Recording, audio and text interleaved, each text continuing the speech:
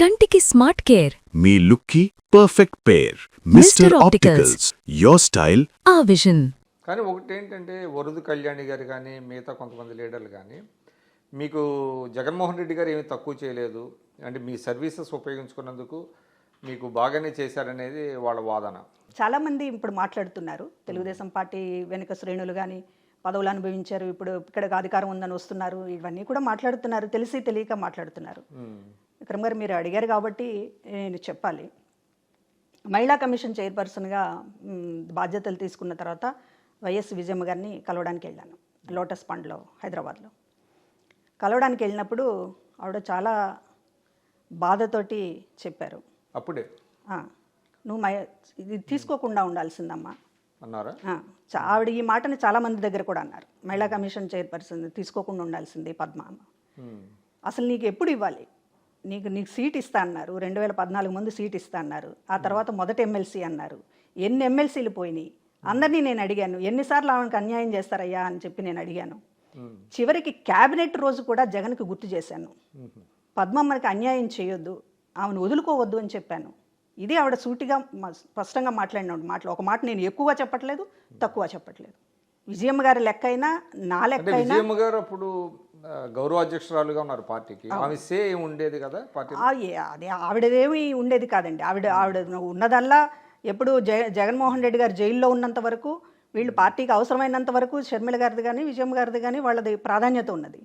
ఎప్పుడైతే ఈయన జైలు నుంచి బయటకు వచ్చాడో పార్టీని పూర్తిగా మళ్ళీ ఆయన చేతుల్లోకి తీసుకున్నారు. ఇంకా వీళ్ళ అవసరం అనేటువంటి ప్రాధాన్యత తగ్గింది. ఎన్నికల ప్రచారం వరకు వాడుకున్నారు. ఆ తర్వాత అసలు ఆవిడని ఏ నిర్ణయాల్లో ఆవిడ చేశారు. చివరికి ఆవిడ ఈయన ముఖ్యమంత్రి అయిన తర్వాత జస్ట్ వైఎస్ఆర్కి అవార్డ్స్ ఇస్తున్నప్పుడు కూడా ఆవిడ జస్ట్ ఒక బొమ్మలా నిలబడాల్సిన పరిస్థితి స్టేజ్ మీద.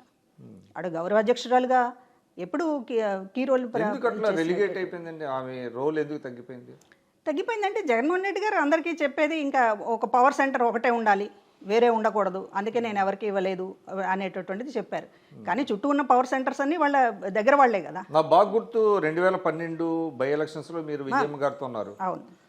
తర్వాత ప్రచారంలో కూడా మీరు నేర్పడం విజయమ్మ గారితో ఆల్వేస్ మీరు ఒక షాడో లాగా ఉండేవాళ్ళు.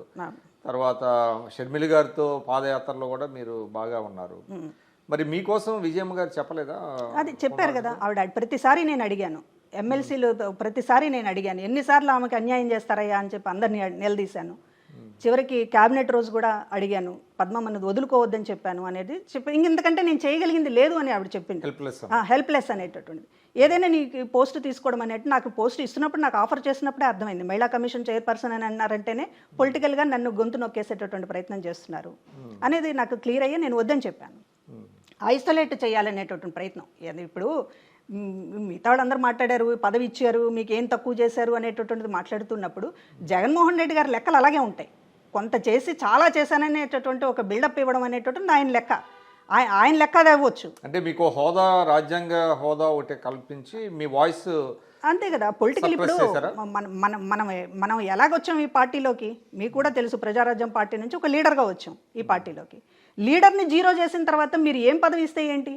మీరు ఉద్దేశపూర్వకంగా మీరు కావాలని ఎప్పుడు అంటే ప్రారంభంలో గ్రహించలేదా? ఖచ్చితంగా నేను గొడవ చేశాను 2 రోజులు సజ్జల గారి దగ్గర, మిగతా వాళ్ళ దగ్గర అందరూ. ఉమెన్ కమిషన్ చైర్పర్సన్ నాకు ఇవ్వడంలో ఏంటి అసలు మీ ఇదేంటి అని చెప్పి చాలా గట్టిగా మాట్లాడాను, ఆర్గ్యుమెంట్ చేశాను, బాధపడ్డాను, ఏడ్చాను.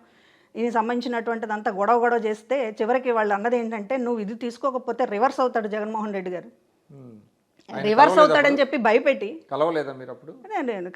అపాయింట్మెంట్ లేవు కదా ఆ రోజే. ఎప్పుడైతే ఈయన ముఖ్యమంత్రి అయ్యారో తాడేపల్లి హౌస్ మొత్తం క్లోజ్ డోర్స్, డే 1 నుంచి ఎవరికి లేదు. వీళ్ళకే లేవు. చుట్టూ ఉన్న 4గురికే వారం రోజులు అయింది లోపలికి వెళ్ళడానికి. అపాయింట్మెంట్లు ఏం లేవండి అప్పుడు ఆ రోజున కలవడానికి. వీళ్ళతో మాట్లాడాల్సిందే, ఏ గోడైనా వీళ్ళతో చెప్పుకోవాల్సిందే. కాబట్టి ఆ రోజు చాలా స్పష్టంగా జగన్మోహన్ రెడ్డి గారు తీసుకోకపోతే రివర్స్ అవుతాడని భయపెట్టి, సరే ఎందుకులే తలకాయ నొప్పి అనేటటువంటి దాంతో తీసుకున్న దగ్గర నుంచి కూడా అనేక సార్లు సంథింగ్ ఈజ్ బెటర్ దాన్ కూడా కాదు, నేను తొందరగానే నేను మళ్ళీ బయటపడతానని అనుకున్నాను. నేను మళ్ళీ ఆ పోస్ట్ తీసుకున్న దగ్గర నుంచి కూడా పార్టీకి ఉపయోగం లేదు, నాకు ఉపయోగం లేదు, రాజకీయంగా నా గొంతు నొక్కేశారని అందరి దగ్గర చెప్పాను, భారతి గారి దగ్గర చెప్పాను. నాకు ఎమ్మెల్సీ ఇవ్వండి నెక్స్ట్ అవకాశం వచ్చినప్పుడు. ఏదన్నా ఒక అంటే ప్లాట్ ఏమైనా ఉందని అనుకుంటున్నారా మిమ్మల్ని అట్లాగా మహిళా కమిషన్ చైర్పర్సన్ ఇచ్చి? అంటే అపోజిషన్లో ఉన్నప్పుడు రాజకీయంగా నన్ను వాడుకోవడం అనేటటువంటిది చాలా అది అది అది అవసరం అనిపించింది. చంద్రబాబు గారి మీద పోరాడడానికి, సేమ్ ఒకే సామాజిక వర్గం నుంచి వీళ్ళందులో కొంచెం గట్టిగా మాట్లాడతాను. మిగతా వాళ్ళలాగా లోపాయికారిగా నేను వ్యవహరించలేదు. ఎప్పుడైనా భవిష్యత్తులో చంద్రబాబు గారితో అవసరం ఉంటుంది అనేటటువంటి దాంతో ఏదో నేను మెతగ్గా వ్యవహరించలేదు.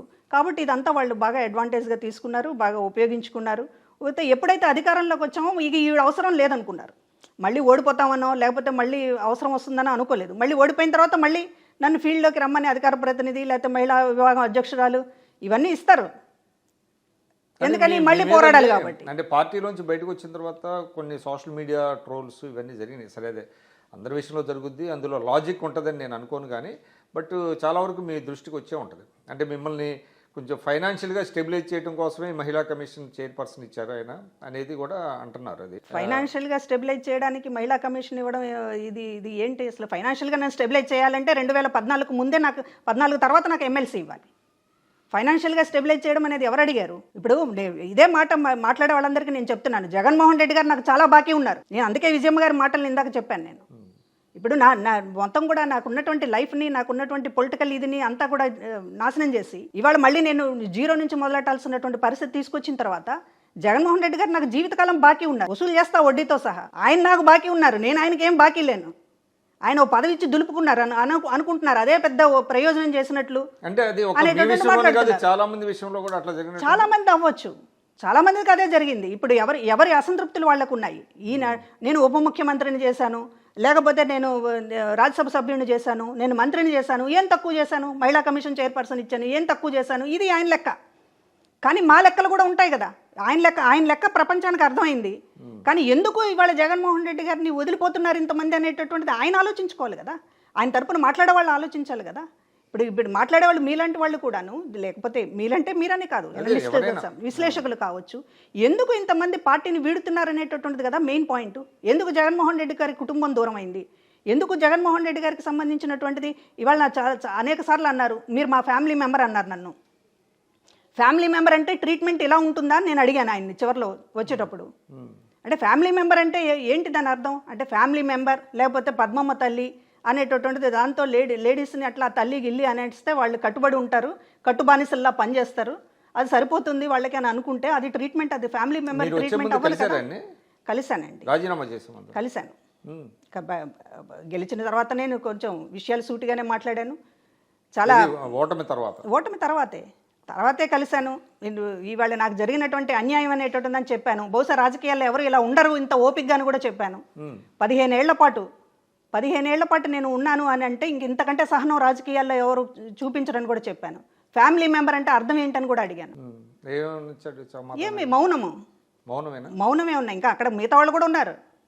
అందరి ముందు మాట్లాడాల్సినవి మాట్లాడాను. ఇంకా పూర్తిగా కాదు, మనసులో ఉన్నవన్నీ ఏమి మాట్లాడలేదండి. మనసులో ఉన్నవన్నీ మాట్లాడితే అది మర్యాదగానే మాట్లాడాను. కానీ సూటిగా మాట్లాడాను. నాలో ఉన్నటువంటి ఆగ్రహం, నా ధర్మాగ్రహం ఇది ఆయనకి అర్థమై ఉండాలి. అర్థం కాకపోతే అది కూడా ఒక నటన అని అనుకోవాలి.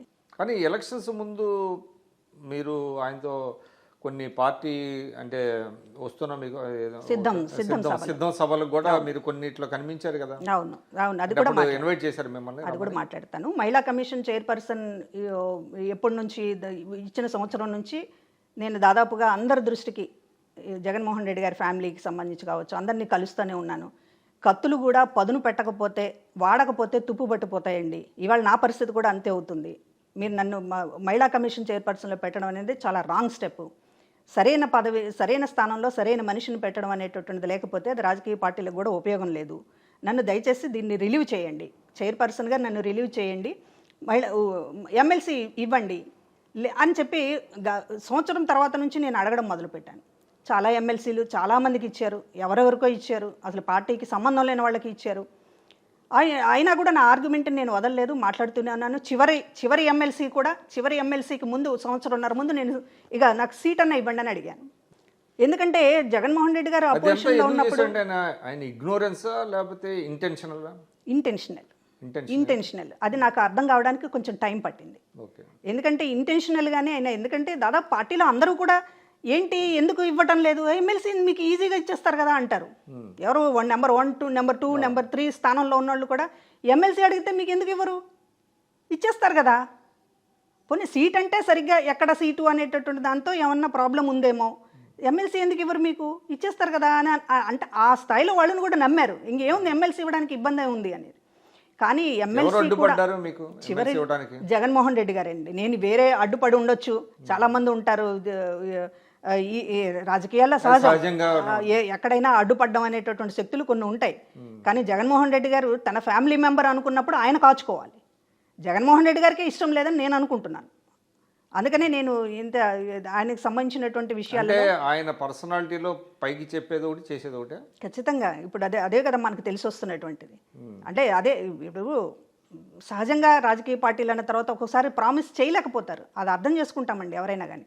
ఎమ్మెల్సీ ఇవ్వలేదు, సమీకరణాలు కుదరలేదు, సీట్ ఇవ్వలేకపోయారు, ఎందుకు ఇవ్వలేకపోయారు అనేటటువంటిది దానికి మొత్తం కూడా మన పట్ల వ్యవహరించినటువంటి తీరు, ఈ 15 ఏళ్ళుగా మనం ఆయనకేం చేశాము, ఆయన మనకేం చేశాడు అనేటటువంటిది చూస్తే ఈ నటన అత్యంతగా నన్ను బాధించినటువంటి విషయం. మోసం చేయడం అనేటటువంటి దాన్ని ఎట్లా టాలరేట్ చేస్తాం?